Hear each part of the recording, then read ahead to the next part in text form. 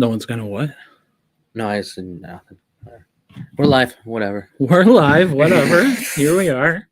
I was just wondering what you were saying. So No. I was wondering if Google would delete the emails for me, but it wanted me to buy more space instead. So yeah, it did that to me too. And I'm like, I have so much space. Like you could probably transfer me half of your emails, and I would have enough space. They could just delete them, like instead of making me buy their product. You like can set up rules to delete stuff Yeah. considered junk and that kind of thing. I'm good. Nah, I don't know. That's a lot of. I do a lot of that at work. I do too. So it's not fun to do it with your home email address. Right. You know how that goes. I do. Oh, I do. But anyway, sports. Pele died. Why did you say it like that? Yes. Because that's how it goes. We're no longer doing RIPs at the end of the show. So rest in peace, Pele. You 82-year-old soccer. 82, I read. Oh, I read 83, but okay. 82 and a half-year-old soccer player. Brazilian? Yeah. Brazilian soccer player who also played in America for that league. Most World Cups. Anybody? What was the league he played in? I don't know. In the U.S. to try and make soccer popular. MLS? No. The MLS is younger than you. I don't know. He was like the New York Stars or something. I don't know. Something really Pele-ish. NASL. North America Soccer League? Yeah. Or neutered American Spade. Yeah, don't think that's it. That's not it? No, I think it's North American Soccer League. Nazzle. Yep. So rest in peace, Pele. Anyway. Yeah.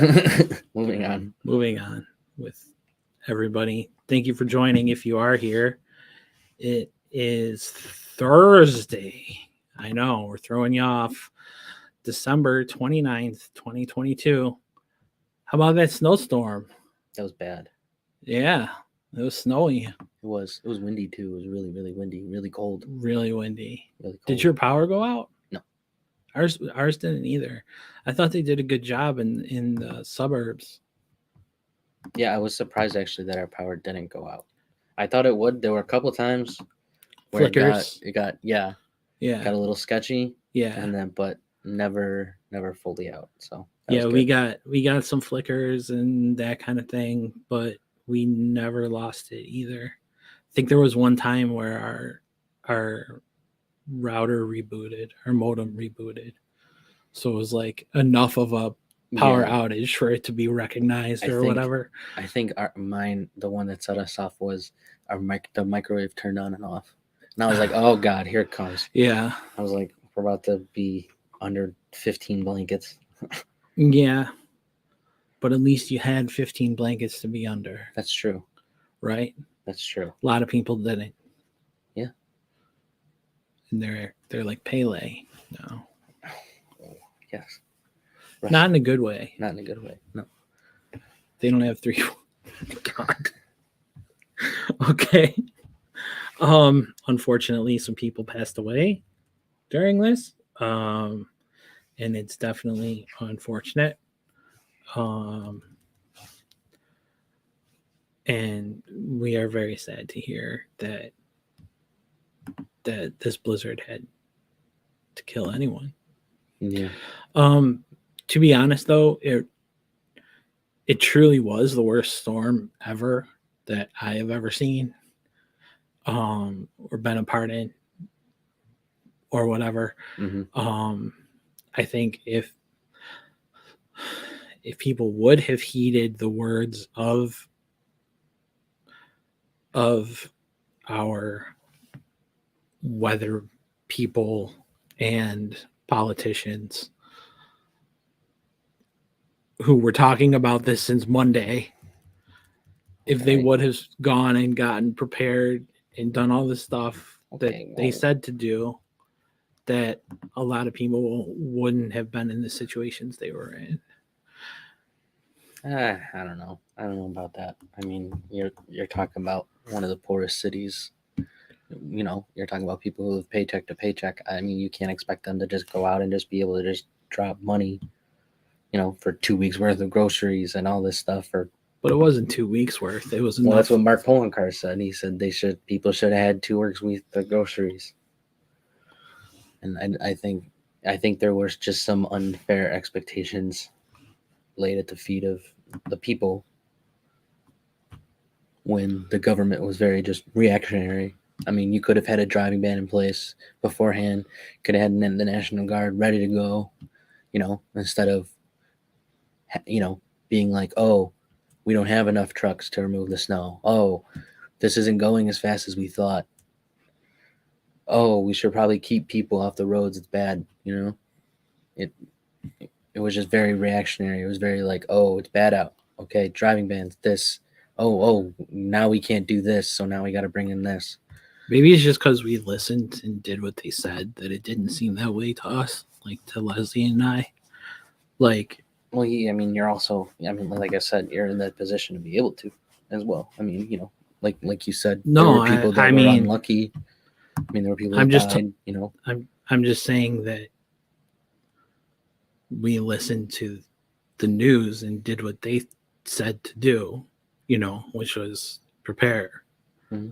You know, so get your blankets ready, get flashlights. So we went out and bought flashlights, like, you know, like just those kind of things, and like prepare for power outage because your power might go out, and like those kind of things. And I think it's, you know, there was tons of warning, even if not by politicians, but by people on TV, word of mouth, you know, everything. I mean, I think people did the best that they could, but again, I mean, you're expecting.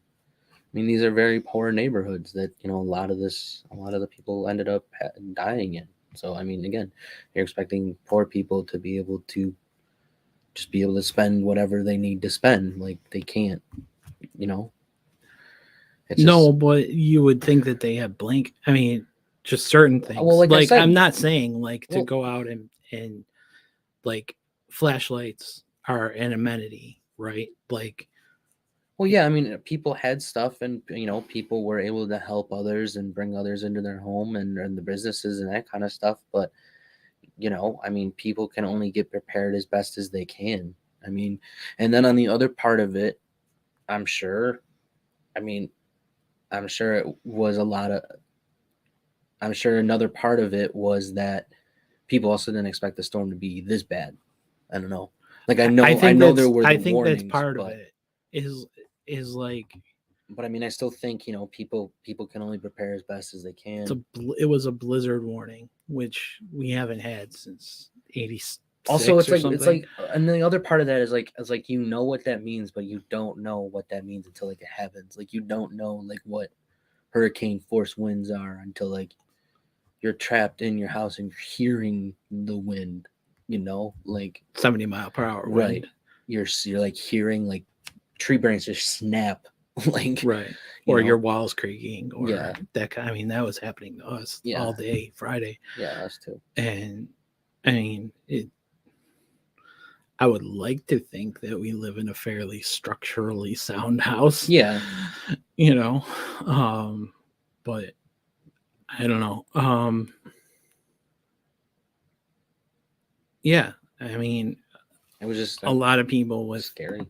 It was scary, but I guess a lot of people talk about weathermen or weather people or whatever, like they don't know what they're talking about. And then when they get it right, I mean, they nailed it. They said when it was going to come, where it was going to be, like all of their predictions and stuff were dead on. And like, they were like, this is going to be scary. This is going to be everything that's going to happen and that kind of thing. So, anyway, Pele is dead. Yeah. Yes, he is. All right. Okay. Some other. Oh, we haven't even been on since. Oh no, we were Let me talk about that. Mike Leach. Yeah. about Mike Leach. The Yeah. air raid. Um. So the Bills played the Bears. Yeah. That was fun. Yeah. It was nice to have a running back go over 100 yards. I wish they would have been aware enough to get Cook a yard. Yeah. Well, you know they're not like that, you know. I know, but sometimes it's just nice, especially with a rookie. Yeah. You I'm know, still he though I'm still I'm I still though think he feels good being at 99. right? But they were I mean, this is kind of what we wanted going into the season, you know, with the It's two what of them. most people wanted. Yeah, 11 12 carries for Singletary, 11 for Cook. 6 for Allen. Yeah. Well, yeah. Well, no, But, that's I mean, that's the kind of split you want for Allen, right? Yeah. You want him to be, what is that, 20% of your offense? Mm-hmm. So that's what you want for Allen to be running.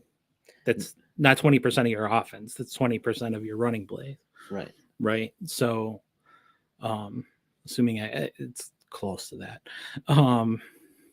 But and Cook got 9, and his average was 9, and Singletary's was 8.8. well, the Bills have the So- highest average in the league. Running the ball. Yeah. Did So, not know I that. mean, whenever people talk about those stats, like I was talking with the guy last night who said, well, Singletary, I was talking about the Singletary Joe Mixon matchup coming up for the Bengals, and we're going to swing back to Chicago. So this is just an aside, but I was saying Mixon's the better running back. And he was like, well, did you know Singletary has less carries and more yards than Mixon? And I'm like, well, Mixon's been beat up all season. He's been in and out of the line. I mean, so he's playing hurt, Mm-hmm. And I mean, I guess when you look at it from what he was saying, you could say that a healthy Mixon is better than Singletary, but maybe this version of Mixon isn't. I don't know. We'll swing back to that. So for the Bears, what did you like best? That when Josh was struggling, that the running game was able to come alive. That was probably the best part of it. I mean, that's what championship teams have to do. If your quarterback is struggling, and you can't just seem to get it going for whatever reason, you need to be able to rely on your defense and rely on the running game to at least be able to produce and be able to help them out. So that was probably the best part for me. Yeah, the part I liked best was shutting down Justin Fields. Okay, but I know they did a good job, but I also felt like Chicago never tried it. You think so? Like they never really. I felt like they never really tried to run him like that often. I don't know. That's interesting. I felt like they didn't try. Like they wanted maybe. I mean, they were leading. Well, Fields had 7 carries, so I mean that backs up your stats, right? But I felt like argument, and most of those I felt like were when he was running away. No, I think there were some planned. There were, but I felt like there were couple. only like a couple. So yeah. That said, I mean you're not going to have to deal with Fields and his kind of speed when you're dealing with Burrow, right? Right. So, and for the people who are typing on Twitter and talking about the Bengals quarterback, it's Joe Burrow, not Burrows. Oh, Burrows. Somebody called him Burrows. A lot of people have been calling him Joe Burrows. So let's get back to the point. It's Joe Burrow. No S. No S. It's kind of funny. It's annoying me. And so the other thing I did, but so chicken and the egg, right?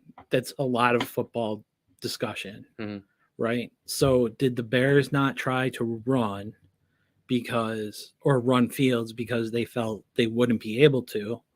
Or did the Bills scheme or whatever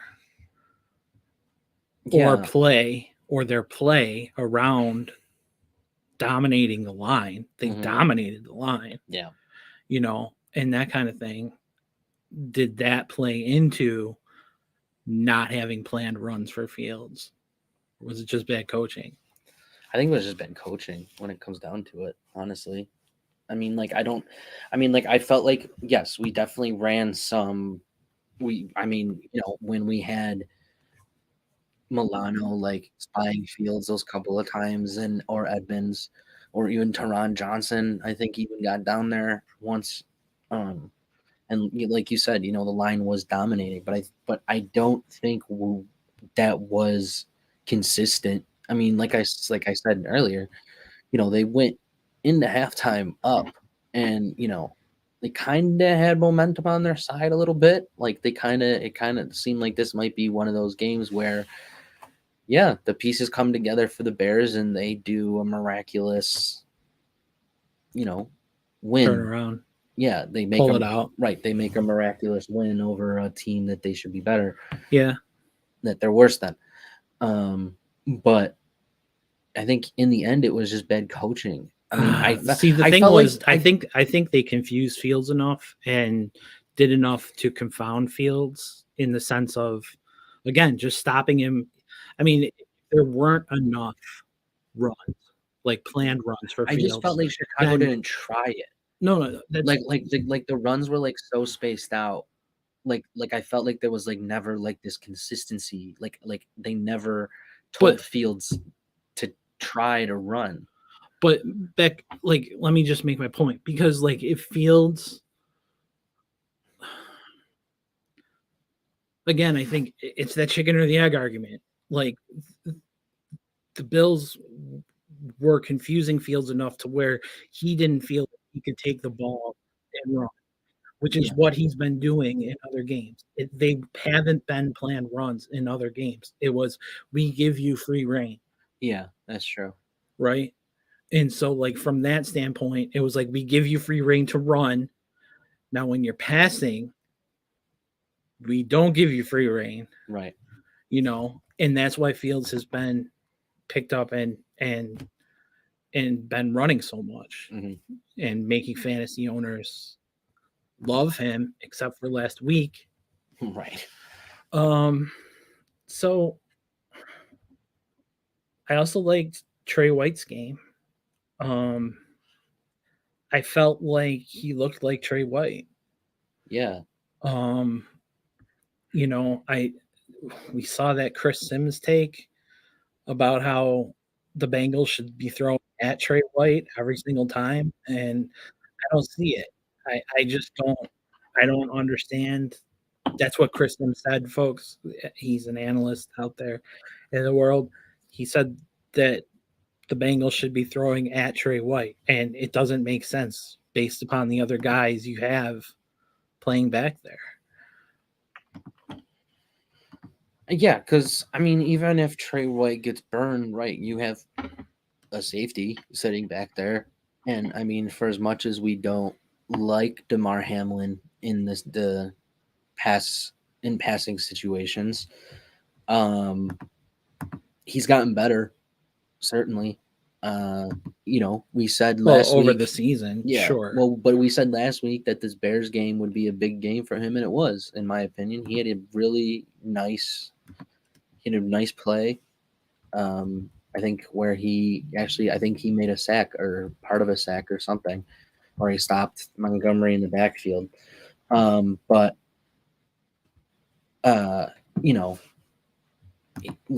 he's gotten better. Trey White has looked good coming back, after only playing a few snaps and kind of getting into the swing of things again. But yeah, I don't don't see it either. I mean, I don't see Trey White getting burned. I mean, I'll say the same thing about Jamar Chase that we say about Waddle and hell, he'll get his yards. You just can't let him score. Like it's the same thing like we said about Fields. He'll get his yards, but he didn't. But just don't let him score. But like you said, and I do agree with you to a certain point. I do think the defense played really well, and I do think it was a lot of the scheme and keeping and like being like, if you try to run, we're there, but if you try to pass, we're also like confident We're enough. there. Right, we're there too with our DBs. Like I thought they played really like I thought Milano and Edmonds played just really well, like navigating the middle of the field and keeping Fields to where Those like 15 to 20 yard Right. passes. Yeah, where it was like they were making able it to really cover. difficult. Right, they were able to cover the normal passes that Fields are able to hit while Mhm. keeping Fields kind of hemmed in. And like we said, the defensive line was great. They wrecked the line, the Chicago's offensive line, like we said they would. But getting back to what we were saying about Trey White, yeah, no, I don't. I think he'll play well. He's definitely not a liability out there. No, I don't see how he's a liability. If people, I don't know. I mean, I do trust Phil Simms, but I mean, I don't also No, this see. was his kid. Yeah, Chris Sims. Yeah, But I also don't see other people saying that. saying that either. I see Yeah. other people that are smarter than me being like, Trey's playing really well. Yeah. He's been great since he's come back.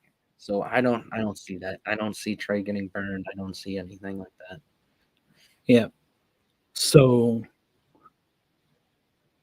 regular defense 4-5. Yeah, because I mean, I think you just gotta go.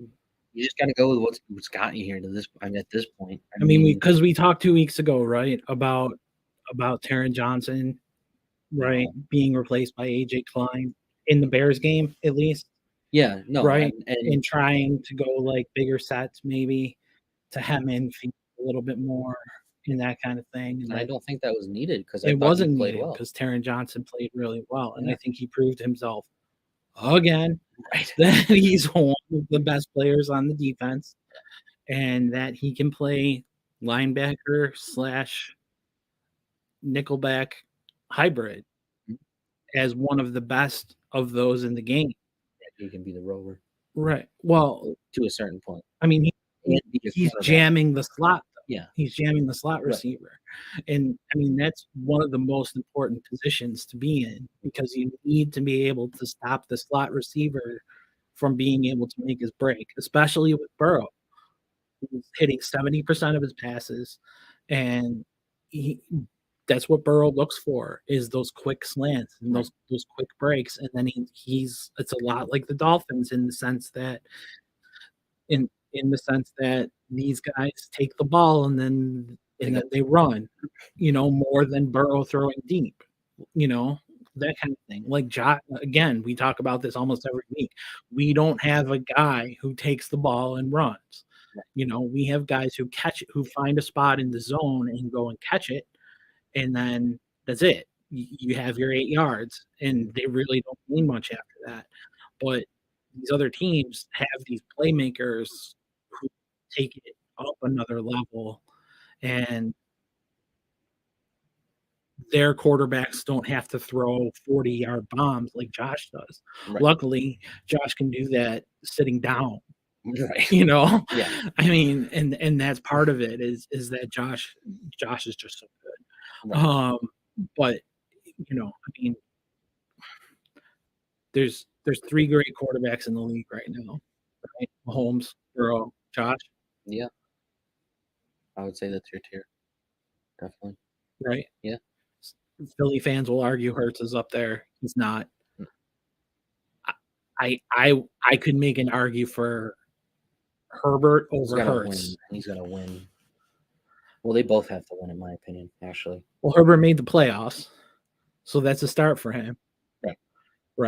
Right. He's only in his 3rd season, and his numbers for being in his third season are astronomical Yeah. for Herbert. And it's just, I think, he's 2 years behind everybody else. Mhm. Well, he's a year behind Burrow, 2 years behind Josh, Lamar, Mhm. Baker, Yeah. and that kind of thing. So I think that with that, um,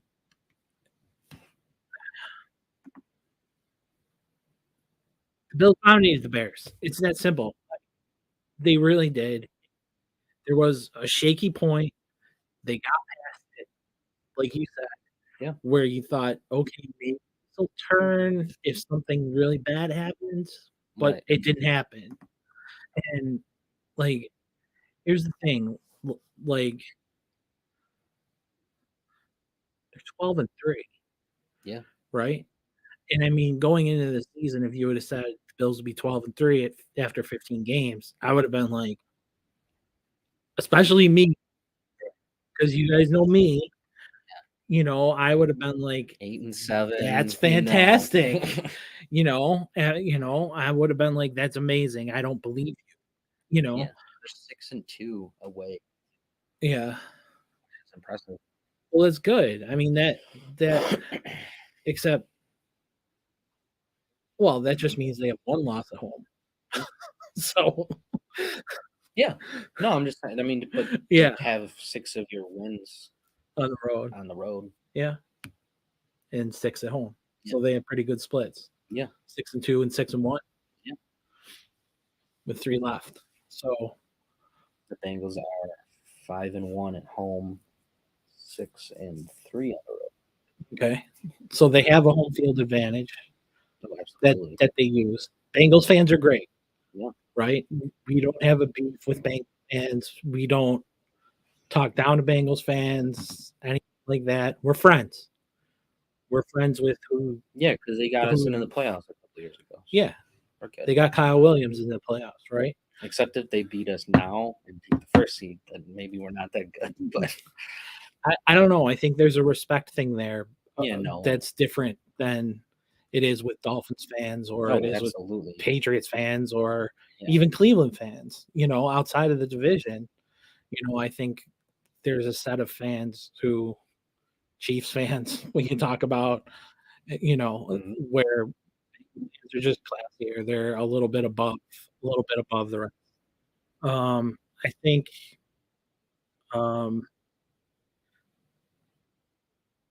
if you're here watching and you're not my mom and you want to win a prize, just let us know. You can just log in through Facebook or something. Can also just You can also just email us.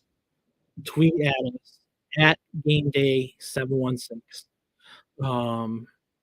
We're probably streaming on it right now. So if you find us, you can watch us that way. Sorry if you're my mom and you're the person watching us, you don't get to win. But we do have some cool stuff that we're giving away to people who actually watch our show. If you want to make yourself known. So anyway, anything more you want to add about the Bears? No. You Good know, win. good win. Yeah. Looking forward to Cincinnati. Yeah. I mean, I thought like the players for everything that they've gone through this year and everything, like they had to stay overnight after the game, right? Mhm. Because of the storm and all of that. So for everything that they've gone through, that having that game be sort of automatic It was nice. helped a lot for them. Helped a lot in the grand scheme of things. Yeah. And Because I don't even think that they thought that they were out of it. Like I think that they knew that they should be winning right. at that point when they were walking in the half. Because it's like you had you had multiple opportunities, obviously, Right. for this not to have happened the way it did. But again, you were just shooting yourself in the foot, which is what I said can't happen. But in that second half, they turned it around and dominated. And the defense, kept Fields contained, kept everyone contained and just said, try to beat us through the air, and it did not work. Yeah. The Bears going to keep up. I mean, at the end of the day, that's what it was. Well, and I mean, And it's a talent thing We too. also dominated in the clock again. Right. So, Because we ran the ball a zillion times. right. So, Or kept getting enough first downs. Yeah. Right. Because you didn't have to run the ball a gazillion times because the yards per carry was so high. Mm-hmm. So it was like you were getting first downs on second down. Right. A lot. Right. Usually for teams who run the ball, it's third down. Right. And then you get yourself into precarious situations where it's 3rd and 3 and you don't know what you're going to do. Mm-hmm. You're like, should I run the ball? Should I throw the slant? Do I trust my guys? Right. I don't know what to do. Yeah. Yeah, but I mean, the Bills. When you get first downs on second down, I like it. Yeah. So, moving on. David Carr. Derek. He's David to me. That's his brother. I know it is. Derek Carr. He has walked away from the Raiders after the Raiders told him his services are no longer needed in Las Vegas. Where he's 31 right now. He'll be 32 at the start of next season. He's still got plenty of game left in him, right? He's the one who brought Devontae Adams to Las Vegas. Adams has stood up and said, well, now I'm a Raider, so there's not a whole lot I can do. He's like, I can't. He's like, I signed the contract, which, I mean, is a good thing for him to say. Yeah. But I think, But in turn, he also did say the reason he came to the Raiders was because of Derek Carr. So. Right. So it's a little, it's got to be frustrating for him. Sure. He's in a tough situation. But so Carr's going to be somewhere else next year. Carr has the Raiders in a grip. Yeah. Right? Because if the Raiders cut him, they owe him $40 million. Mm-hmm. If the Raiders try to trade him, he has a no trade clause. So he controls his own destiny. Yeah. Because they have to trade him before February 15th. Because on February 15th, he has a roster bonus that kicks in. That's for $40 million guaranteed. Solid. Okay. Okay, so he's got them. Yeah. He's got the Raiders. This is like a Ryan O'Reilly situation where it's coming down and teams are just going to chill out. This is going to be Russell Wilson. But the Raiders get. They're not going to get people are expecting them to get a first, and they're not going to get a first. They're going to get maybe a second and a fourth or something. I thought a third. I don't know. I mean, he's not a great quarterback. He's not a bad quarterback. Yeah, I mean, it depends on how much. See, it's bad. Yeah, it is bad. I mean, it depends on how much, I guess, if the Raiders eat all of that dead cap, like if they trade him and they eat the $7.6 million in dead cap. Which isn't bad. Then maybe they'll get like a second. But they can't trade him without his consent. But right. Again, you can't trade him. So I mean, like if you have to trade him, he can go to the Rams. He can go, nah. I'll take the $40 million first, and then you can trade me on February 16th. Yeah. Right? Yeah. I mean, isn't that what you would do? Yeah. Or if you have an agent, isn't that what your agent should be telling you to do? I mean, you have the upper hand, right? Absolutely. So, I mean, if anything, you dictate where you want to go. You look at all of your situations and say, here's where I want to be. And, that's where you go. Right. Yeah, because, I mean, you can't agree. Yeah, I mean, if he has them. There's nothing the Raiders can do. There's I nothing. think it's great. I think it's great that they told them to leave, and then they're screwed. They screwed themselves in this situation. I mean, I don't know why you're telling him to leave either.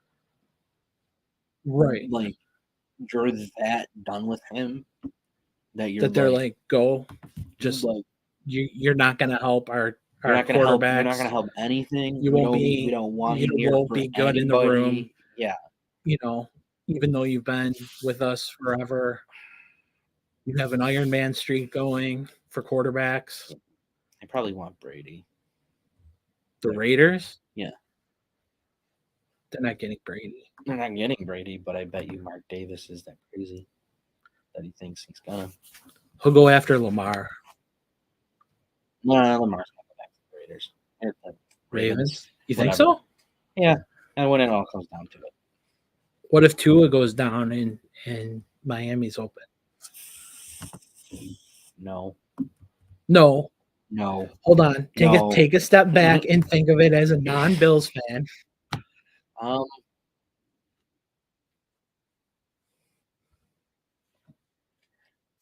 Does it look well? I guess I was gonna say, does Lamar work there? But I mean, does it matter? No. Think of how dangerous it would be with Lamar. Yeah, Waddle, I don't and want to Hill, give Mike and McDaniel that. Mostert and Yeah, Gaskin and yeah, they'd be whoever throwing, they're they'd be gonna throwing and running and doing all these crazy stuff. McDaniel stuff. But speaking of McDaniel, is he in hot water again? Or do you think it's just the Dolphins organization? I don't know, because I mean, you even had the Alan Stills be like, he didn't display symptoms like during the game, like there wasn't anything, and like even when the supposed play happened where Tua slammed his head on the ground, like they were like, he got checked out and the normal protocol was followed, but he didn't display symptoms. It's like, well, but now they're to the point, right? I mean, 2 days after the game, this all started to come out, right? Where they're to the point of saying, you just need to think about what day of the week it is. right. Well, I think that also comes down to every single time you get a concussion, and especially with his being so close together, they just get significantly worse. So I would assume that with him basically being 3 weeks removed from the concussion protocol, a little bit more, but regardless, yeah. But with it being so close together, that this one, is probably pretty bad. That. I mean, and also if you see the well, absolutely, I don't. For the rest of the season, I would. I mean, it's if you see him as your future, you sit him. Exactly. If you see him, if you truly see him as your quarterback of the future, you sit him. And if you don't, the second he's out of concussion, the second he's out of concussion protocol, you would play him. If you don't, I wouldn't, because you're telling other players who are out in free agency, hey, we don't care about you medically. I also think that if you're the Dolphins, you can be like, he got cleared. That's the business. He's our starting quarterback. That's the way it goes. He got medically cleared. He was medically cleared by our doctors. Well, we didn't do anything wrong. So it's a Jack-like situation. Yeah. He doesn't have control over his body, basically. Well, I think that's also been pretty evident, period, with Tua. Anyway. Yeah. I mean, initially obviously had a concussion, and the first time, and then in the Bills game, and they didn't follow protocol, right in the Bills game, right, and they didn't follow protocol, so it's, and then they did this time, and then he doesn't display symptoms until 2 days later, and it's a whole thing again. But I mean, as long as this protocol was followed, what are you going to do? I mean, if he's not displaying symptoms, he's not displaying symptoms. And, Yeah, you got to take them at their word because you don't have any other proof that there isn't. I think it's different with a guy like Tua and the history that you've gone through Oh, I think he should be done and for the how year, but I think and well, I'm just saying even the way the Dolphins handled it, like not the greatest optics for the Dolphins. oh, absolutely. Even like especially on this third one for them to have to come out and be like, No, I mean, this still looks bad for the Dolphins regardless of how this plays out. I yeah, mean, it looks bad. I mean, but yes, but the answer the Dolphins are going to give to any free agent that says, well, you really mismanaged Tua is mhm. going to be, well, he was medically cleared. So But is we that what followed you the want? rules. Is that what you want to hear as a player? No, and they might struggle in free agency. I don't know, unless they have a good pitch and a better way. They probably do have a better way to put that out there, but regardless, that to me would be what they're gonna just say. It's not gonna matter Yeah, to them. It's not gonna. yeah. I mean, they're the Dolphins, Okay, so like they're prediction a on business. where Derek Carr goes. Any thoughts at all? Or do we need to see the whole cycle sort of work itself out? Jets. You think he's going to the Jets? They could try. I mean, what are they really gonna? They Well, obviously are. Jimmy, Obviously, have sent Zach Wilson to Siberia. He's right, done. right, The only way he's playing is if Mike White is dead, which he was, right. and but Mike White, Well, he's not a unless he long-term starter. drastically improves, He's not a long-term starter. he's If right that's because what we're he's not. saying. He needs like a Josh Allen esque like improvement, and that's not going to happen for the next 75 years. So, No. but I mean, I think The Jets are a smart landing spot for they have him. picks too. They're an okay landing spot for him, I think. Giants, Yeah, Dable could probably at least lift them up a level. and they don't. I mean, Sterling Shepard isn't a bad wide receiver one, and if they got someone to pair with him that isn't Kenny Galladay, that could be a dangerous passing attack with Saquon Barkley in the backfield too, Yeah. who can also catch. But yeah, I mean, there are places that he can go, but in the end, I mean, yeah, I think you also got to wait to see how it plays out because there might be one job that was obvious, like it was with Russ, where it was like Denver or New Orleans, and that's it. But if you're Derek Carr too, like, man, you just had Devontae Adams straight into you, and now you're gonna have to leave and potentially go to a well, No, the Jets, right, with Wilson, yeah. right? They're in a good spot. They have a young stud. Oh, Garrett Wilson. Oh, you're talking about yeah, a wide receiver. Yeah, Yeah. no, I but mean, they I'm have a just young saying. stud, and I'm like, why are you looking at me like that? I thought you were still talking about Zach Wilson. I was No. like, "Are you being sarcastic?" I was like, "What?"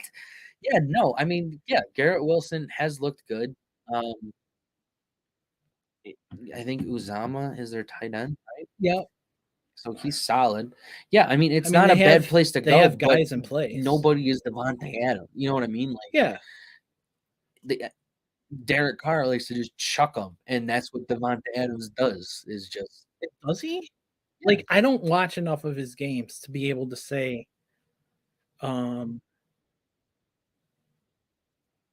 this is the type of quarterback Carr Oh, is. I don't think Carr's like a gunslinger, but I mean, Devontae Adams is a very run down the field, throw, chuck the ball, and then, you know, that's it. Well, I think when But you I have don't think Devontae Carr's a Adams on your gunslinger. team, you throw to Devontae Adams, right? Right. But I think Devontae Adams' game is just off the field. He's getting the ball deep. in my Really? opinion. I think so. I think he's a ball tracker. Like he just will go wherever you throw it. Yeah. Right? Well, I agree I with mean, that. that's Yeah, how he but was I with think he's deep. Rodgers. I mean, him and Rodgers had the connection, and it was like, you go there, and I'll Yeah. put it where you need it to be. And I don't think Carr has the accuracy to do that, right? Yeah, no, So, he's not on that level. um, But he's like, it's weird. It's just weird. I don't know. okay, so you think Brady's going to the Raiders, Yeah, or you think the Raiders are going to make a play for Brady? yeah. Oh, definitely. We'll put it that way, right? You know, Brady doesn't want to go to cold weather, so that's hot weather. He'll be playing in. And San Francisco, he is either gonna keep Jimmy. They're not going to keep Jimmy. I don't think Jimmy's going to stay. Yeah, I don't know. That's my thought. Like, I don't think he is going to say. I think he is going to say, "You've been jerking me around for 2 years." Yeah, You know, I'll go play for the Jets now. please no.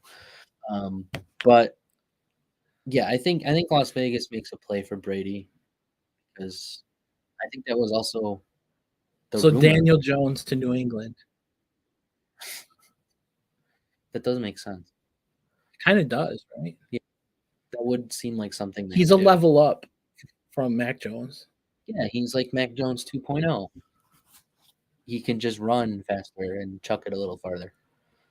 So like He's also not a when douchebag. they get into a Hail Mary situation, they can actually trust him to get the ball down the field, Right, instead of running the ball. right.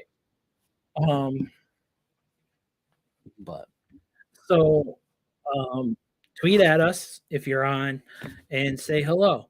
And if you tweet at us now at Game16, we will send you a surprise prize. Okay, let's we've done enough of the quarterback carousel, I think, to move on. Just the only other thing is that Jared Stidham is he sucks. yeah. So benching Carr and using that as your excuse that we want to see what we have at Stidham is stupid. Right. Other young talent. So Carr isn't going to be the only one who's benched either. Right. Which they did say they're not benching Adams though. Well, that makes sense. Right. They'll probably sit Waller. They'll probably sit Jacobs, who's in the last year of his deal. Yeah. You know, because they didn't sign him to his 5th year. Right. So, Josh Dobbs is starting for the Texans. The Titans tonight against Dallas. Yes. Because Malik Willis is hurt. They're just starting Josh Dobbs. They picked him up off of the Lions practice squad last week because of Tannehill. They're putting on injured reserve. So they just decided we'll start Josh Dobbs tonight. Who knows? I mean, tonight doesn't matter, win or lose. It has no bearing on their playoff spot or anything like that. They have to play the Jags next week, and that will decide basically who gets in. So between the two of them, yeah, it's one or the other. Mm-hmm. Like there's no way both can get in. No, if they tie, I don't think either will get in. I think. Okay, that's good. Or I think if they tie, it'll probably come down to like the head-to-head and this record and that record and all that stuff to figure that out. Oh, it's but one of them will get in. Like it's not the Chargers and the Raiders from either last year or 2 years ago. Okay, that's good. I hope it's the Jets. What, you want to feel good for Trevor Lawrence? Trevor Lawrence bugs me. He's making his way up the ladder of viable, good, reliable quarterback. Yeah, I think that's what he is right now. He's not like a superstar or anything yet. Yeah, but he does have that trajectory in him. Mm-hmm. Like he's shown flashes where he can win. If he continues on his trajectory, who do you think is going to be better, him or Fields? Oh boy, I don't know. I wanna say Lawrence. Um, and just because I just think he's a better passer, and in the end, being a better passer, I think, is what will get you longevity in the NFL versus being a runner. Mhm. Um, but He's also more physical. yeah, He's like Josh yeah, in a lot of ways. Like that's one thing that I will compare him to is though he has gotten hurt numerous times at Clemson. So yeah, and with the Jags too. and the Jags. So never mind. So he's not like Josh. Can only be one alien in that. There's only one alien in the NFL. That's right. Okay, Cincinnati. Cincinnati. Ay. Hey, I'm nervous. you should be. Yeah, yeah, Right? I think we should be. We should be nervous. There's definite reason to be nervous yeah. about. This is real nervousness. Like this is like a real It's good. I think. I think it's good. The Bills should be nervous. I think. You know, I mean, there should be some level of consciousness that the Bengals are incredibly good, yes. right? Mhm. Maybe nervous isn't the right word, but they should be aware that they're not the Mhm. Bears, right? But the good thing about this game that time. Prime time. Prime time. And I was saying that to Leslie yesterday. I'm like, one of the things the Bills do is they show up really well, and when all eyes are on when them, all eyes are on them, and Josh loves it. loves it. The whole team does, honestly. They love it when they're on national TV and Yeah. they get to be like, look at us, you know? Yeah. So that is a good thing. I don't know the Bengals record in prime time, but Burrow is pretty good. Well, yeah. He They're has 11-4 and they're at the top of their division. I mean, yeah. Yeah. They've won their last 5. We've won our last 5. So, Right. I mean, this is a real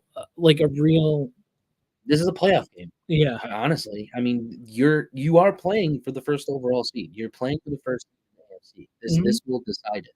Unless something egregious happens next week. Right, unless I don't even know. Unless one of the two, Unless us and Cincinnati lose again and Kansas City wins, I think that would be the only way that happens. Well, no, I'm saying say the Bills lose this game. Because we hold the head-to-head against Kansas City, and the Bengals hold the head-to-head against Kansas City too. Right. So the Bengals would then be 2 up basically on each team. On each team, right? But if Cincy lost, we would hold the head-to-head on both. Yeah. No. Well, if we won, right? Okay. Yeah.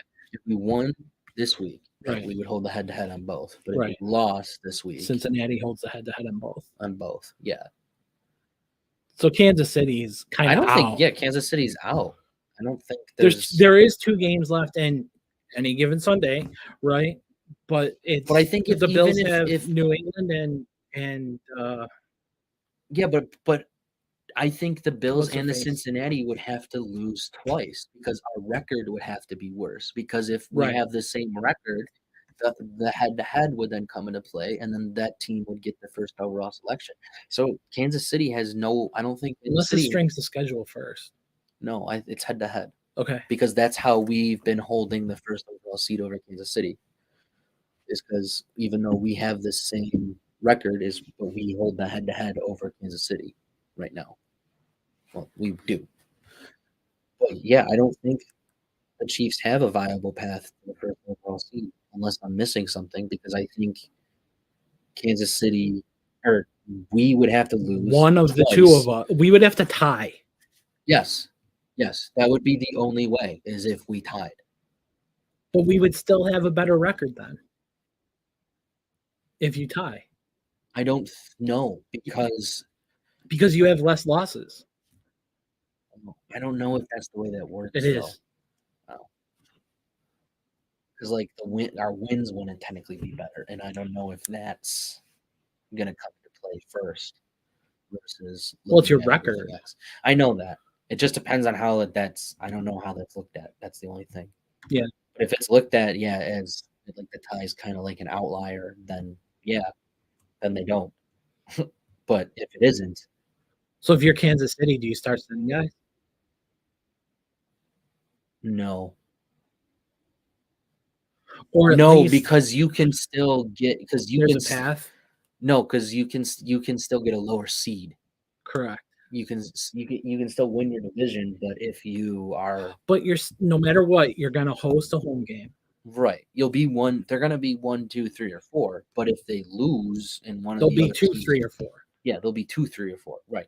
Right. But if they lose, they might lose where they are. No, there's no one else in the West. No, I'm saying they might drop down to the 3rd seed. I don't know who's behind them. No. What that record? Oh, Cincy. Okay, so it's Bills, Buffalo. Since right. Actually, they have Kansas City ahead of Cincy. Why? I thought the tiebreaker. Did Kansas City beat Cincinnati? I don't know. This No, is they why we're didn't. super prepared, folks. For you, we bring the icing. Oh, it's because on they the have a cake. worse record. Yeah, yeah, that's why. Well, Okay. that'll do it. So, Cincinnati needs this win to get to 12, right? Yeah. And they would need Kansas City to lose a game then. Right. Okay, so they're not 2 up. They would be 2 up, sort of 2 up on If Buffalo. they beat us. Right. Yeah. So we would. I don't even know how it would work. They would. Okay. The Bengals, I think, to get the first overall seed, need to beat us, and then they also need to win out. Yeah, they need to win out, and then they need Kansas City to lose again. To lose out? To lose one of the next 2 games.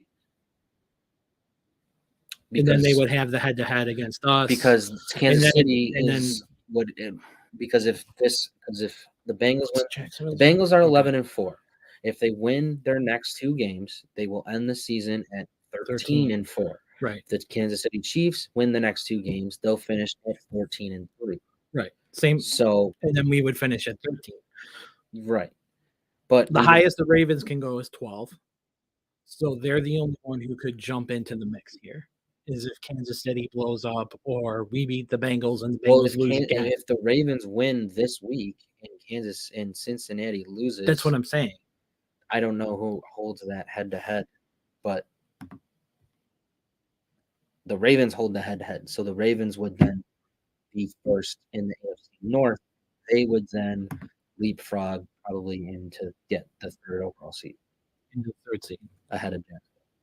Right. Yeah, so which is how it should be anyway. To get the 1st overall seed, the Bengals need to win out, and Kansas City has to lose one of their next 2 games. Right. And then the Bills would be the 3rd seed. No, unless be the 2nd seed. Unless Baltimore wins out. No, we beat Baltimore. We beat Baltimore. Yeah, Baltimore doesn't matter. So the lowest we can go is 3. Yes. I'm okay with that. You're hosting a home game, no matter what. I think well, okay, we can get into the game. I think it's gonna be a barn burner. I think there's gonna be a lot of points scored. I think Josh and Burrow are gonna go back and forth. I do see. I mean, I think our defensive line again will have another good game, and they'll be able to get back there, especially with La'el Collins being out. He's their right tackle? I think so, yeah. At least one of the tackles. So he's out for them.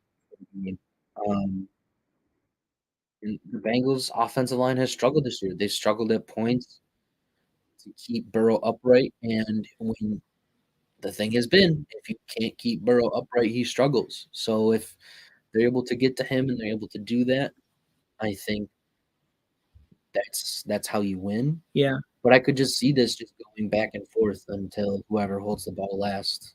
So like the KC game. Yeah.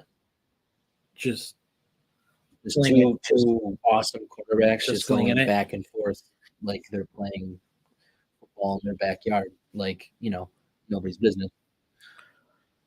That would be fantastic. Like we said, Josh likes to play. This whole team likes to play under the lights. They like the eyes on them. They like the national attention. They like the national games. They like to show up. So do the Bengals. Right. There are So so many parallels between these two teams, right? But the one parallel, the one non-parallel, it's like the these. one horizontal is is is the Bengals' ability to spread the ball around is better than the Bills. I was arguing with people on Twitter last night about how good Dawson Knox is. Mhm. Love Dawson Knox as a person. We have Dawson Knox t-shirts that you could win. Um, you know, he's had a good 3 games. His last 3 games, he's had 20 catches and touchdowns or something. Yeah, Um, something like that. he's had a, but people are saying he's balling out. This was the argument I was getting into. Is they're like, he's balling out. I'm like, 20 catches over 3 games that's not what I consider balling out. That's what I consider is what I would expect from Dawson Knox. Yeah, yeah. I mean, I think we expected more from him. I mean, obviously, he had the thing with his brother, Right. So he started off slow. but yeah, I mean, I think what we're seeing now is what we just expect from him. Honestly, Right. I mean, this is what he should be. He should be this weapon for Josh. I mean, this is what we saw last year too. I mean, we saw flashes of it last year, but I Mhm. think now we're just expecting him to be consistent, and he has been the past 3 games. He's been there. He's been catching. I mean, he did have a few bad drops Few here and drops. there, but I mean, 7 catches over 3 games. I mean, that's not bad to me. That's pretty good. I mean, No, I'm not saying it's bad. no, I know. I'm just saying it's not like suddenly he's this great tight end. He's an above average tight end. Yeah. Right now, he's playing at an above average level for the last 3 games. Yeah. That's it. That's all we can say. Mhm. Above average. Mhm.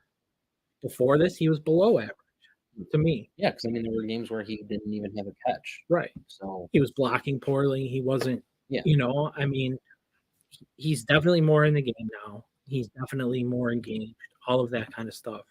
But I think so he's a weapon. Yeah. Right?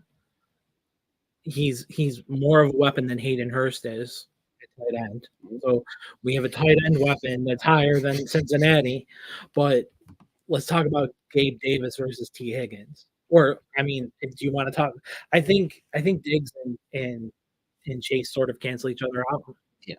Right. They're both number ones. They're both wide. Yeah. top level wide receivers. They're completely different types of players. Yeah. Right. But they're both top level wide receivers. Correct.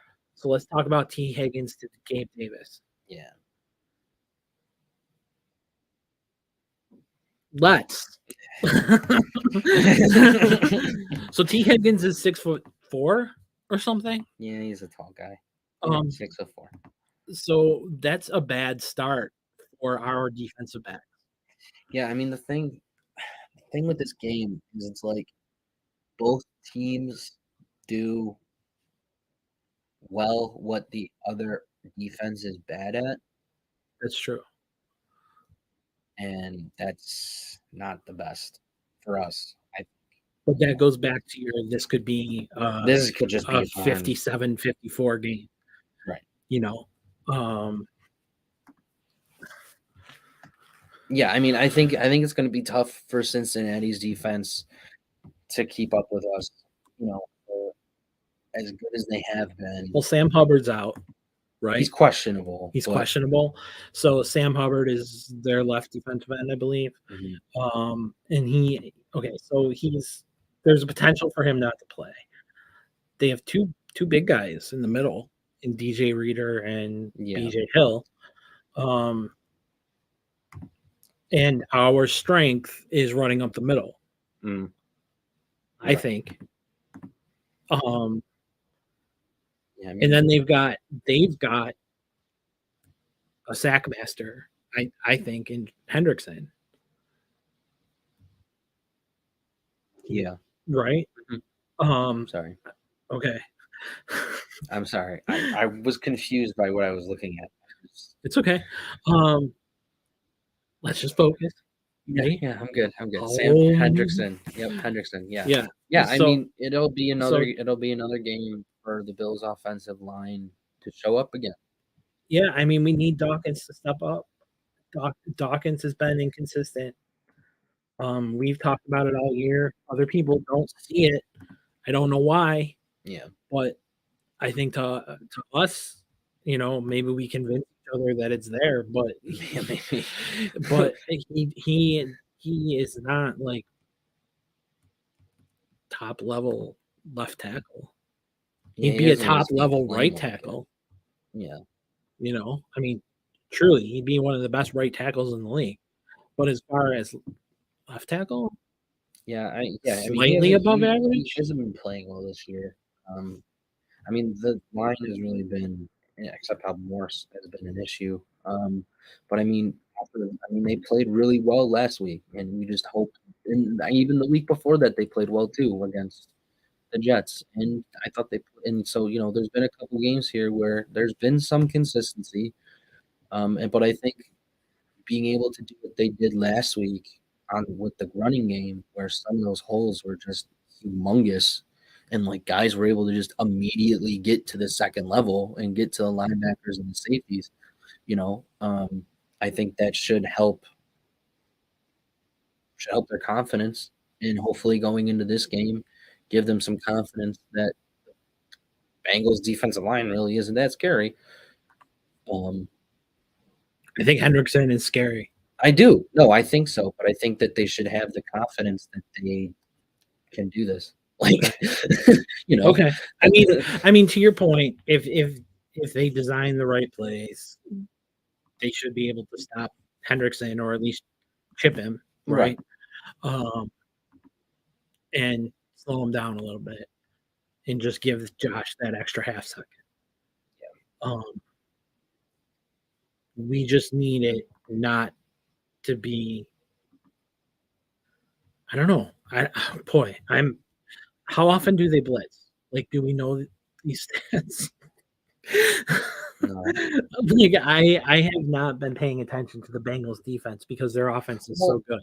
Yeah, And even like with Mixon being somewhat injured, Samaje Perine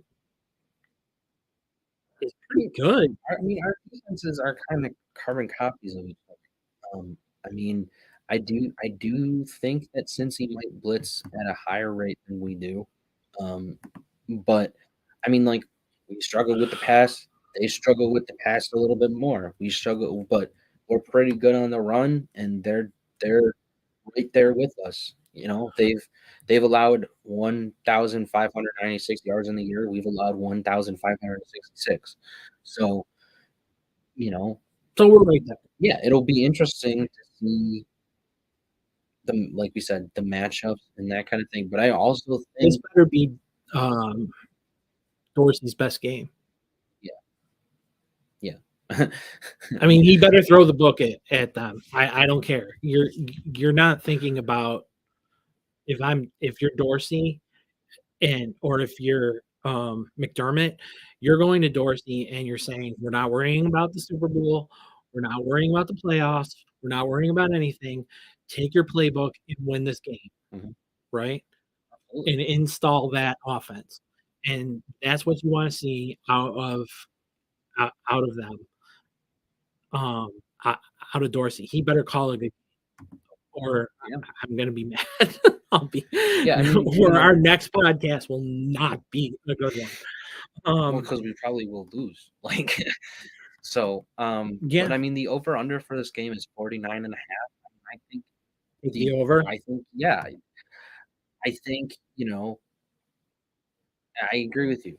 Dorsey has to call a great game. I think he's been doing a lot better. I think this has to be a really good game across the board. But I think, again, this will come down to who executes better and honestly, probably who has the ball last. Like So the Bills win the flip. The team that scores more points is going to win the game. Right. Like, just don't stop scoring right. because the Bengals It goes go back back on you. to the beginning of the season Right. where we were talking about. Don't take your foot off the gas. And You cannot. If you're up 28-3 at halftime, yeah, it's not a big enough lead. right. And the thing though that we've seen with the Bills is that they've learned, in my opinion, how to do that, but in a different way. And it's controlling the clock. And that's something we've seen now over They've been 4 building 4 or that. 5 They've been games building this that slowly over the past couple and games. it's really starting to come into play now. So Mhm. that could be something. And but they always, so far, knock on wood, have done it at the right time. And sometimes that has been because the offense has struggled and they've they wanted to pass and Josh hasn't been able to hit the broadside of a barn for whatever reason. But you know, they haven't gotten conservative too fast. And that's something that I've noticed has been a change with the offense, in my opinion. Even when they've tried to run the ball, and it could just be that it works more than anything. It's working, but even when they've tried to run the ball, I haven't felt like that's been like a conservative call. Like I felt like that has made sense. And also, there's also been times where Josh has done his alert thing, and he's checked into a run. Mhm. So I think. Well, they trust Josh, Well, absolutely. right? I mean, inherently, they trust Josh, and they probably should. I mean, he's He's near the last in the league in interceptions. what do we say But all the who time? It's the cares? Josh Allen experience. Yeah. It's going to be what it's going to be, but he knows what it takes to win. So when To it get the comes down to points. it, are you not going to let him change the play at the line if he thinks a blitz is coming? No, and he no, can get no. up? That's Josh you from know what I 3 mean? years ago, right? Right. Like, no, you don't. Yeah, they're going to trust Josh, and they're going to let him do Since he's going to trust Burrow. Right. So, from that standpoint, running back matchups. Yeah. Mixon, Singletary. Yeah. I mean, if they're not able to keep Mixon, this could be a long day. Yeah. I mean, Mixon, because the Bengals could come in with the exact same plan: run the ball. Yeah. Own the clock. Right. Keep Josh off the field. And then it's a 14-7 game. Right. Which you can't let happen. You have to do kind of what you did to Chicago last week. And I know it's scary to say this, but you kind of do have to be like, beat us, Joe. Beat us with your arm, Burrow. And Joe Cool. Right. You have to. And I think that the Bills have enough belief in themselves. And I think as fans, we can also have enough belief in the DBs to at least get it done. Well, it's not going to be pretty. It's not going to be pretty. This game is not going to be pretty. We are going to be nail biting on the edge of our seats the entire game. Heart attack city is what this is going to be. But I'm going to say what I say every week. They're going to win in the end. Well, and that's something that I was saying at the beginning, right? Where I was saying, like, hey, every time I start to overthink it, or every time I start to think about it, it ends up being overthinking it. Yeah. It's like they're 12-3. Right. And I sit here and go, this can go wrong. This can go wrong. This can go wrong. And it might. And it might, but they still come out with the win. Right. Because it's like last week. Josh throws 2 really bad interceptions.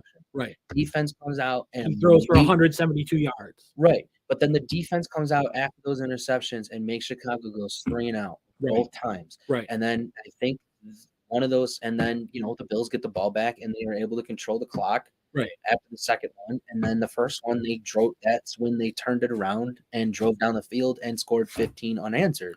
Yeah. So just in the third quarter alone. So this team has shown a resilience this year. I mean, especially with everything that they've gone through, but a resilience on the field where it's like when things just get thrown at them. Josh throws a really bad interception. Josh fumbles. Singletary fumbles. Fumble on the kickoff. Or, defense lets up a touchdown. Like, this team has shown that they're able to just come out and be like, okay. Just forget about it. It's fine. Like, let's just go. We can do it. That just happened. Right. That just happened. It's fine. Let's move Clear forward. it. You know who they said always had the best ability to do that was Jim Kelly. Maybe he passed it on. Yeah. Because like I feel like that He went to Josh and was like, now you have it. now. You have my power. No, but I feel like the entire team, like, I mean, I think some of the role players might struggle with it, but the big guys, you know, the stars, I Yeah. think are able to just be like, no, like, okay, yeah, Josh just threw an interception, but we're gonna go out and get a 3 and out, or the defense just let up a really long touchdown to Jalen Waddle. He doesn't play for the Bengals. No, I know. I was just saying. I Oh, was in just the giving past, previous examples. historically. Yeah, like, or they just gave up a really long touchdown with Jalen Waddle. Okay, offense, it's their turn to respond. And, we But then they always go on a right. Yeah. But I was thinking about this today when we're talking about like games that have turned this team around. Like last year, right? They go into halftime at the Bucs game, and from that point on, it felt like the team was different. Like they were just ready to steamroll. They were ready to steamroll anybody. It didn't matter who they were going to win. Mhm. You really thought they were going to go to the Super Bowl. I was thinking that the game that they did this with was the Vikings game. Because if you think about it, they haven't lost a game since then, and they should have won. And not that they should have won in overtime or before overtime. It's that they should have won way before that point Mhm. and not have done the things that they did. And I think that I have a feeling that when the team went back and watched the film of the things that went wrong, the things that they could have done better, especially Josh, I think that was a pivotal They've also moment. been more run heavy since then. That's true. And that takes pressure off Josh to be. That's been McDermott's dream since he got That's here, true. right? Yeah, And that's which is where he's annoying. always butted heads with Dable. With everybody. Right. Yeah. What I mean Everybody with was like, Dable, let the Josh most. be Josh. He's like, Right. whoa, I want to run the ball. want And to it's run the like ball too. it's like you have a potential Hall of Famer, Right. like in your midst, Right. You have Mike Vick and Jim Kelly put into one or quarterback. Brett Favre. Yeah. Right. Yeah. I mean that kind of thing, and like right. You have a kid with a Brett Favre arm and Mike Vick's legs and and the body of a linebacker. Favre could run. Kelly had the body of a linebacker, but this too. Yeah. Like, especially when you saw this I think in Chicago. This has happened for 4 straight games. Yeah. Where the first half they have looked kind of blah, and then the second half they come out and they're like, yeah, we're gonna turn it on now. We switched from 87. We switched from 87 to diesel. Right. Okay, yeah, that first half just happened, and you think like you have a lead? No, you really don't. Right. But like even when it came to that Chicago game, like even going into the half, I was just more like this is annoying. I was like, what are we doing? Right, but we can't have that in this. No. You know what I mean? Because if you have that in this game, you're going to lose. Right. Done. If we're going into halftime, at least not being like I think we can go into halftime being down and still be like, okay, we have it's momentum. Fine. Right. Like it's okay. Like so you win the toss. Yeah. You receive or defer? You defer. I think you defer. I think you throw. I think you defer. I would defer. I would definitely defer. I think 95% of the football world would defer, and I think it's the wrong call. Why? This is going to be one of my things, because people defer because they like the double dip. The double dip, right? That doesn't always happen. Mm-hmm. And the thing is, you want the ball as many times as possible. The Bills tried to double dip against Chicago. They came out and went 3 and out. Oh, that's right. They went 3 and out, and that was it. Right. It was like, oh, the double dip didn't work. Mm-hmm. Well, they get That's what the 3 points out of announcers- it. The announcers even said that too. Yeah, They got made 3 made points out of 10 it. to 6. And so I was like, They were like, well, you're still down. Like, Right. so. thanks, Archuleta. Shut up. And so- Right. but I don't love like the idea Well, of that here's double the dip. thing, when- You want the ball as many times as possible. When they played Kansas City, I think they win in the regular season. Mhm. I believe they won that toss and received. So they might do that. I don't see them doing that. But I mean, I see what you're saying. I can see your point. But yeah, I'm gonna be an old man and say defer. But Old school still. yeah, You're Jeff Fisher. I don't know. I also like the idea of putting the ball in Burrow's hands first and being like, Let's see what we got. yeah, like, all right, let's see. I want, like, if I'm McDermott, in the back of my mind, I would be like, okay, I want to defer because I want to be like, is my defense. How's today gonna go? Is this gonna be my defense shows up and I'm able to feel comfortable, or am I gonna have to tell Josh, it's on your back, buddy? right? Yeah. Okay, MVP Josh, let's Right. go. Right. Like, you're gonna have to match Burrow step for step. Yeah. Which very well, I mean, it can go into it. Yeah. I think that's the fun part about this game. First drive, either if we defer or not, if we get the ball to start, or if the defense comes out, that first drive is going to be very pivotal for the Bills. Regardless of if it's offense or defense. I think if it's a defense, I think you can't let them. You either have to have them go on a methodical drive to score, or you stop them, or if you're on offense, you score fast. Honestly. You just be like boom, boom, boom, and be like match it. I think it was the Miami game. Miami came out and Miami came out and they had they scored on the first drive, like very quickly. Mm-hmm. I think it was Miami, and they scored, and you were like, right, yes. And obviously Frazier made some adjustments, and those kind of things happened, but like, the first one. Yeah. No, I was thinking of the second. I think it was the first one. The first one, I'm pretty sure that's what happened.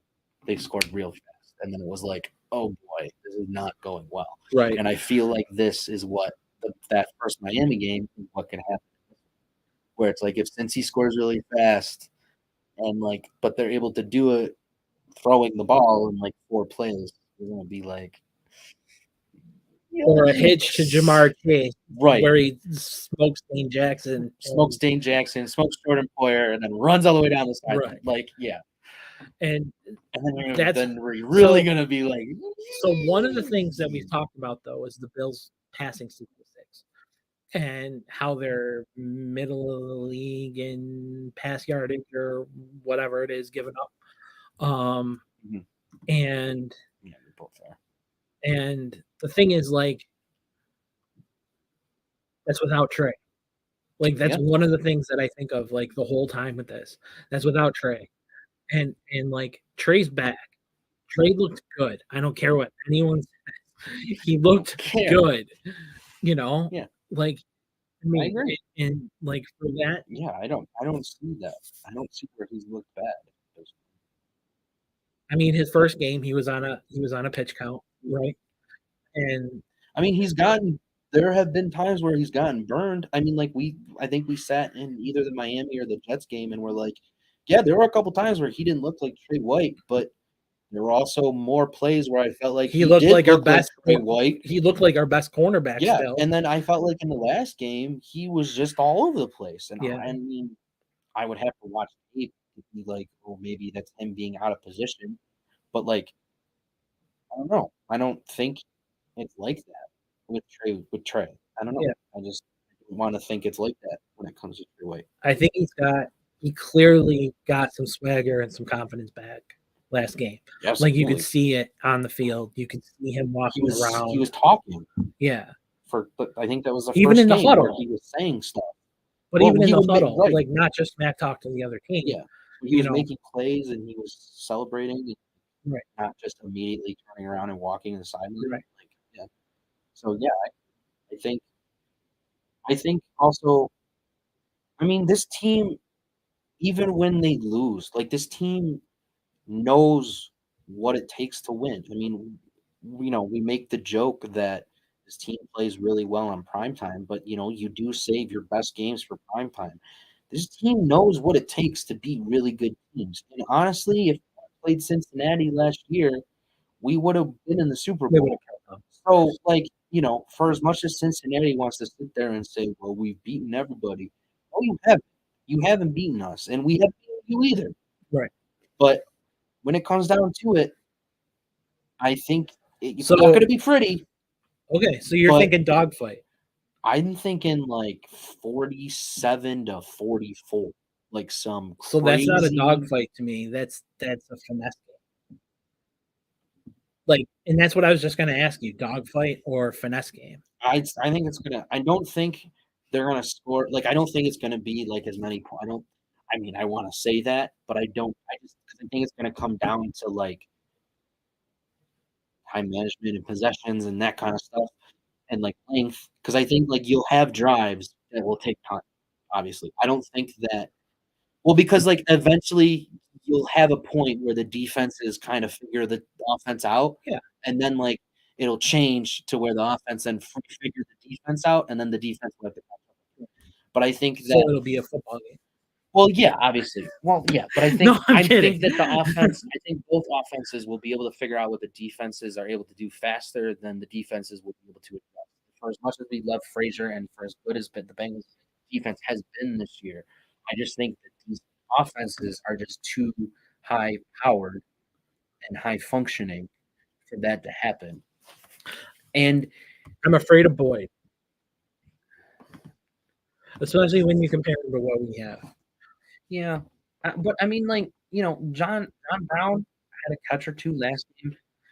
Isaiah McKenzie looked okay again. But like we say, this Gabe Davis likes to show up in prime time. Stephon Diggs likes to show up in prime time, and so does Knox. And they'll have Beasley. And Beasley also had a few catches last game too. He did, and he had the catch in his spot on the exact play. Yes, where that little hook for the first down, and they got it. And it was like the Josh could close his eyes and make that right throw because he knows Beasley will be there. Yeah. And that might have been the only catch Beasley had, but it was enough to make me go, okay, it was worth re-signing. I thought that exact same thing in my head. I was like, that's why you re-signed him. Mm-hmm. It's for the 3 plays. The comfort. Right. But you re-signed him for when it's like, for when it's 3rd and 4. Mm-hmm. And you could just be like, okay, go do that like curl thing. Right. And just get open for Josh. Find the zone. Right. And then be like, Josh, throw to him. Yeah. And then that's it. That's all you got to do. Right. So. Or just having him on the field creates another threat against the Bengals, and you can hand off to Singletary, and he can get 7 yards. Yeah. Or you can hand off to Cook, and he can go for 19. Yeah. That kind of thing. I have a feeling this is going to be a quarterback duel. I mean, I don't think. I don't know. I don't think. Also, I think Burrow and Josh are way too competitive of people to not want to like if Burrow throws a touchdown, I have a feeling Josh is going to want to be like, whatever you okay, do, my I turn. can do better. Yeah, and I have a feeling that that's what this game is going to be like. Well, that's like the KC playoff game last year, which is really what it felt like. Right. With the two of them just going back and forth like that. Right. And I have a feeling that could happen again. I don't know if it'll get to 54, 51, most points of all time stratosphere. Well, we do know. Yeah. It might get very, very close. Fun stat, right? What's the score? 5-0. Sabres? Yeah. All right. Okay. Casey Middlestat scores twice. Really? With Jost as his center. Yeah. I was not excited about that when I saw the line. One of them was unassisted. Huh. I wonder how that but yeah, Kyle and Postal just scored to make it 5. Nice. So just 6-0. He scored twice. Akposo? Akposo scored twice, Middlestad scored twice, and Skinner scored. Huh. Fun. Fun times in Saberland. Yeah. It's cool to see them coming out of a break, though. Like, not to have them look like crap. I mean, they are playing Detroit, but Detroit's good. They're ahead of them in the standings. Oh, well, there you go. Yeah. Cool.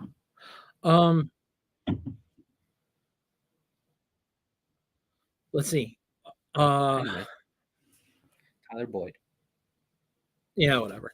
No, I mean, I'll not to sound like a broken record. I mean, we'll just say the same. I'll just say the same thing that every single week when it comes to these star players, they're going to get like when it comes to Justin Fields last week. I'll attribute that to the Bills just being better than the Bears, like him not getting the yards and not looking like the Justin Fields. Like, I don't think he's played a defense near as good as the Bills yet. I don't think he's been a team as near as like this year, right? As near as good as the Bills, right? So even when he's played Minnesota, so but like when it came to, I lost my train of thought. Oh, never mind. Tyler Boyd, Minnesota. Right, players are just going to get their yards. So when it comes to Justin Fields, I'll set that as an outlier because it's bad. But like when it came to Waddle had his big play, but it didn't amount to anything. Right, but they shut down Hill. But even when Waddle had his big play, it didn't really matter. Right. Like when it was a touchdown, but it didn't matter. It didn't matter. Right. So like if you're able to do that against Cincy, like when they played the Ravens, they shut down Lamar. When they play the Titans, Derrick Henry gets his yards, but like it ends up not mattering. So like if they're able to do those kind of thing against Cincinnati, where it's like, yeah, Jamar Chase might have just gotten a 30, 40, 50-yard pass and gotten it, all the way down, but it doesn't really matter. But you stopped them at the 10. Right. And now what? Right. Now you're at the 10. Okay. And they're going to try and go. Right. They're going to try to pass. They're going to try to get it to Mixon. Fade to Higgins. Right. They're going to try a fade. They're going to try a screen to Mixon. Like, what they're going to do. You know what the Bengals are going to do. They're going to try to put the ball in the hands of their playmakers and have them go make a play. If you are able to stop that. And the Bills have to do the same. Right. The Bills also have to match that, because if your defense isn't able to stop that, you have to be able to go toe-to-toe and show that you're a championship team. But I just think I concur. I think it'll be a barn burner. I think a lot of points will be scored in this one. How many sacks for the Bills? On Burrow? Yeah. I'll give them 3. 3? I think 3. Okay. And I think that would be the right amount. I think 3 to 5, if you can get in that range. That's a lot. Well, 5 is a lot. No, so it's 3.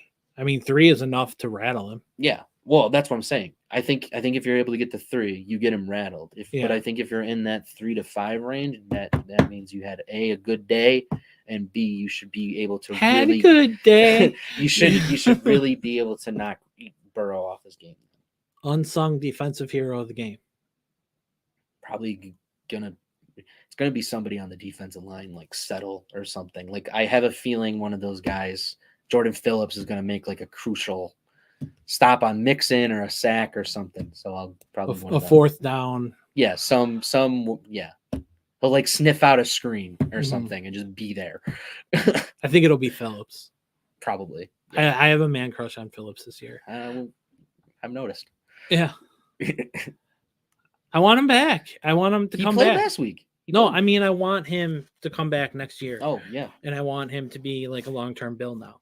Like, I also think if Shaq Lawson wanted to come back too, I wouldn't mind that. I mean, like, then you don't have to worry about the defensive line. That's the thing. That was the thing that when it comes to the future and when it comes to that, it's like, I get, wanting to draft, but it's also like, if you don't re-sign some of these guys, you're going to be stuck with like Terrell Bernard as your middle linebacker. Yeah, but I mean, like, you're going to be stuck with only like 2 guys, Right. 3 guys, Right. like on as like a line rotation, and I'm sure they'll sign more guys. But are they the guys who want to be here? Are they the guys who are part of your culture? Also, these guys, this rotation at times hasn't looked the greatest, but when they're all healthy and they have Vaughn, we have seen they can shut down running games. They can get to the quarterback. Yeah. And this defensive line can be a monster with the different rotations. And Rousseau is growing up every single week. Right. Yeah, God, imagine if Rousseau gets injured. Ugh. Let's not. Right. Yeah. Don't do that to me. That'd be bad. And Carlos Basham and AJ Epinesa on both sides. You know who has surprised me though is Epinesa. Epinesa, yeah. You know, I was so down on him all season, and like I was reading stats on him like 2 games ago, and then I watched him last game, and I was like, yeah, no, I mean, like, all right, I should shut up about Epinesa. Yeah, in the past 3 games, he's had like 15 tackles, and like 5 of them have been for like, loss. Have been like for a loss, and he's had a sack or 2, and I think he had a pass breakup because he was the guy who batted it down to end the game against the Jets or Miami or something. Yeah. But yeah, and he's been looking good around the corners and those kind of things. I mean, and also when they moved him, they moved him inside a couple times, and I like that idea. I just don't like Basham. Yeah. He just looks slow. He just looks like he's out of place compared to all of the other players. He's a step behind. Like, he's out of place. Like, he just looks like he's reactionary. He's being like he's reacting instead of like trusting his instincts and being like, okay, ball snapped, I know what to do. Like, he's being like, ball snapped, okay. Tackle has his hands on me. Okay, what do I got to like? I feel like let's trade him to Dallas, where his brother is. He's thinking see what too we much. Can get for him. He's thinking too much. Let's trade him for Tony Pollard. Yeah, he's a free agent. I would sign him in like that. Okay, me too. Over Singletary, 100%. Yeah. Right. Okay. Pollard and Cook. Holy cow. Yeah. Well, there's your bruiser. Who? Pollard. Kinda. I mean, they use Zeke. He's big though. He is big. I feel like he's a big guy, but maybe he's not like a he's out punishing big guy. But yeah, I would sign him. But he has sneaky speed. Yes. And so does James Cook. But Cook looks like someone who's fast. That's true. Pollard doesn't look like the kind of guy who's going to blow by you. That's true. And then he blows by you and you go, what the heck? That's true. Happened? Cook does look like that's right. That's the thing about Cook. He does look like someone who's fast, but the thing about him is he doesn't look like someone who's that fast. Yeah. Like when he's able to turn on those, like that run for Chicago where he was just like gone. Yeah. The second like the hole just opened up and everybody was blocked. I was like, I called it from like the 40 when he ran. When the hole opened. The second he got to like, I think to Morse, I was like, oh, he's gone. Yeah. And he just was. Woof. Well, Dawkins had a great block on that play. Yeah, it was like that whole left side, like was able to. I think Spencer Brown even came around and like opened. The thing that it was the left side was able to get to the second level, and then like the right side got their guys swung behind the left, and then like it opened like this perfectly, like Moses like opening the Red Sea, like it was just this perfect. And the thing about Cook is he knows how to sit there, and that's the other thing about Singletary, and that's what I like too. Is both of these running backs know how to sit behind their blockers. They've got the Le'Veon Bell thing. Yeah, like they know how to just sit there and wait while also going forward. Pollard isn't that kind of guy. No. Pollard is a grab the ball and go. Yeah, which but would Pollard be fine is too. A fantastic receiver. Yes. Which is what the Bills have always been looking for. But they think they have that in Cook as well. Yeah, but to put the two of them together. No, I agree. I mean, that's what they want. And then even bring in someone like Dante Foreman, right? Or you could bring to just pound at the line, pound at the goals. Oh, yeah, to do that. Yeah. Well, I was thinking like you could just like re-sign Hines again, too. Well, that yeah. I think they will. I think so too, which means Pollard's probably out because he would cost too much. Yeah. But that's okay. I think if you can get Hines back and you can get a bruiser who can really push it in at the end zone, push it deep. Yeah. Like really get in there. Yeah. And at the end zone and like that kind of thing, then that'll be important because the Bills' end zone has been a problem. Yeah. Right? Yeah. I mean, we can't have Josh doing this and then going. We have to review it for 15 minutes. Right. How much of the white line did he get over? We can't do that. We can't have that every game. So that's off-season talk. Off-season talk. All right. You're Final right. Predictions? 7-0. Is that really your prediction? I predicted a shutout last week. It didn't work. But 7-0? It didn't work. Okay. 7? Come on, that's funny. 7 points are going to be scored? No, I think it'll like 31-17. I don't think it'll be as close as we've talked about the entire night.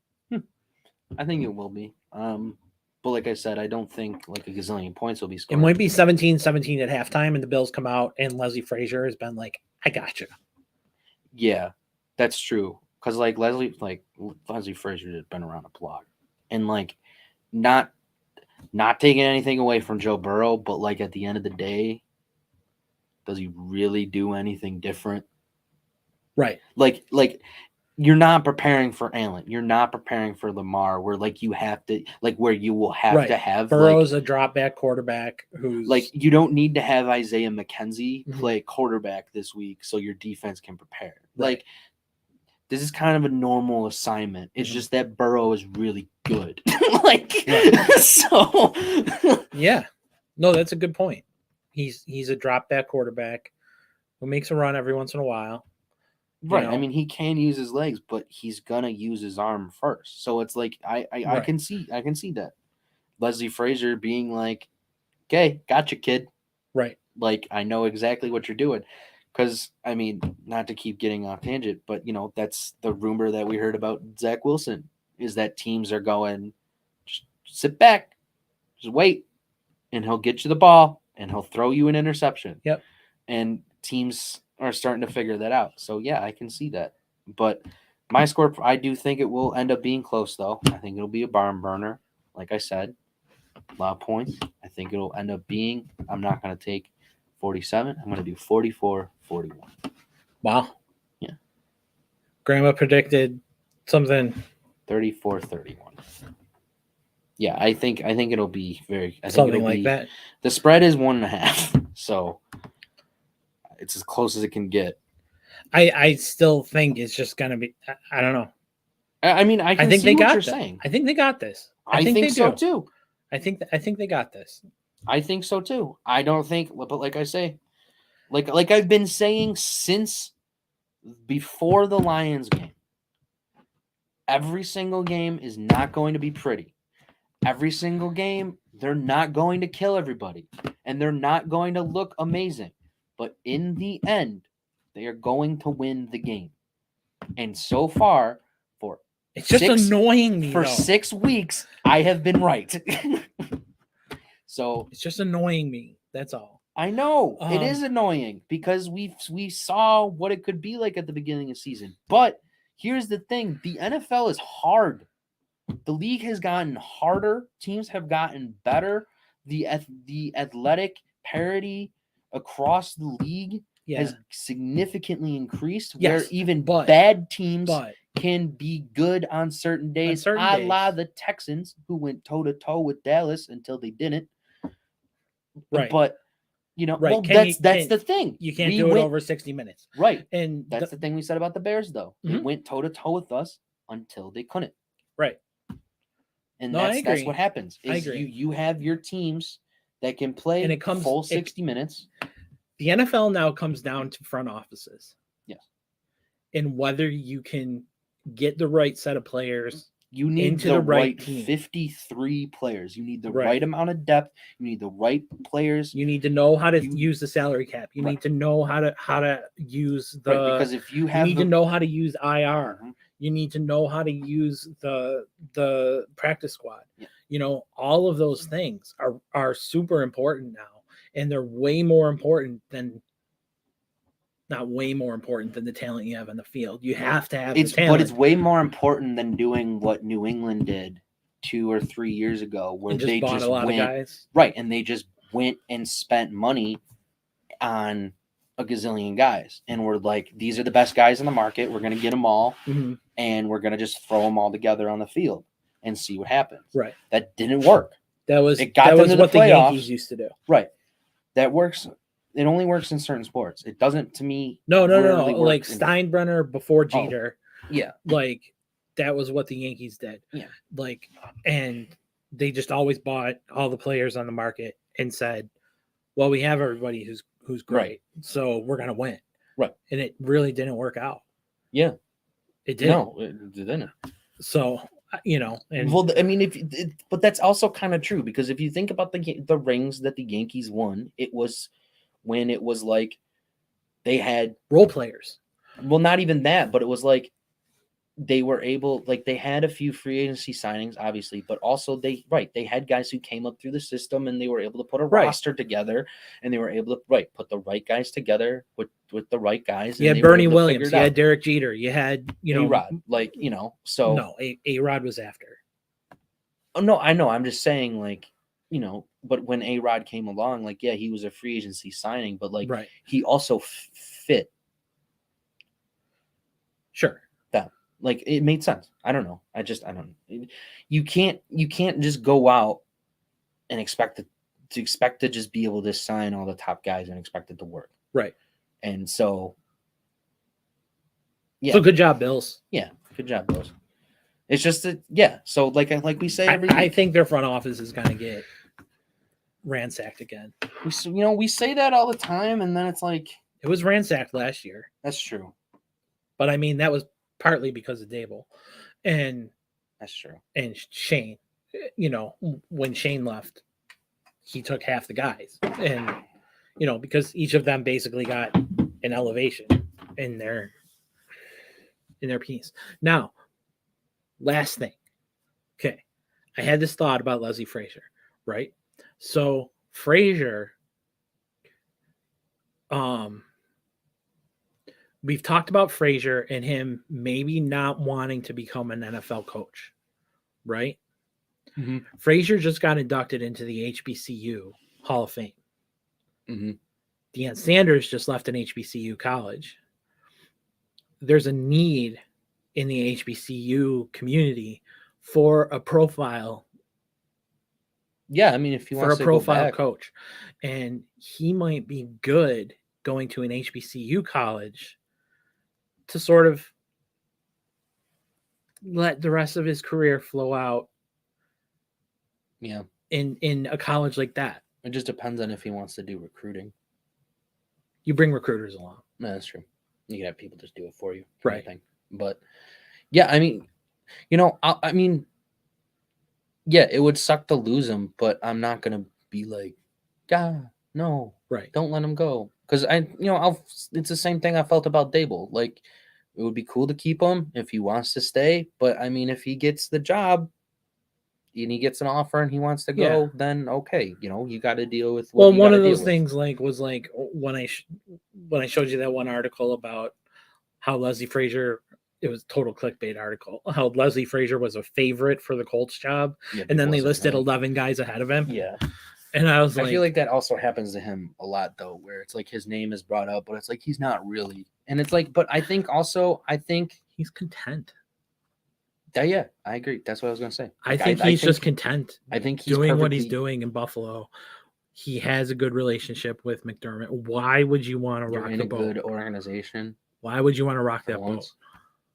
All right, you're in an organization that's winning. You're in an organization that is better than what you've been a part of. That won't be fired right after you leave. And you have not free reign, but you have plenty of autonomy. Oh, absolutely. All of your that associate kind of head coach. So all right, hour 50 minutes. Last words. Last words about the Bears and Bills first. Anything?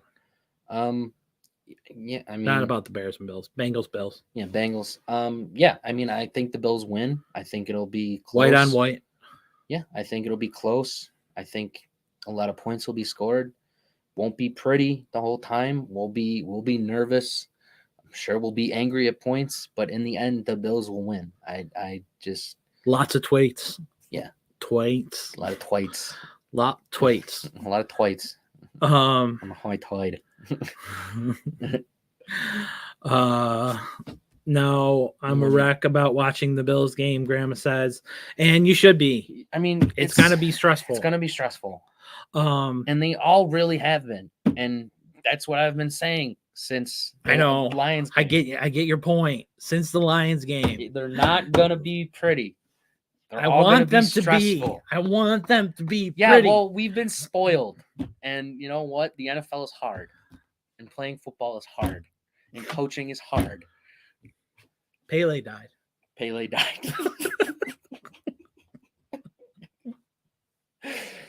For anyone who missed that in the beginning, it's actually funny. I don't know why I keep doing that. It's funny, but whatever. We got to get out of here. We got to get out of here. If you made it here. to the end, we appreciate you for watching, as always. Remember to like, comment, and subscribe. Interact with us at Twitter at GameDay716. Follow us. Which no one did, so no prizes. Stuff, whatever. But until we'll see you next time. Bye. Please stay sunny, Buffalo. Yeah, stay happy, stay safe, stay healthy. Go Bills, go Sabres. Whole shebang. Go Bandits. Go Bandits. Go Bulls. Go Bulls. Because they won their bowl. Sarsaparilla Bowl or whatever it was. Woo. They beat Kyle Van Treese. Yeah, they did. Who left the Bulls. Syracuse covered the spread. Yeah. Woohoo. Fist bump hand slap. Yeah. We're going to have a new sign next week. Oh, snap. Okay. Oh, snap. All right. Stay sunny, Buffalo, Go for Bills. a while. Go Bills. Enjoy the game, folks.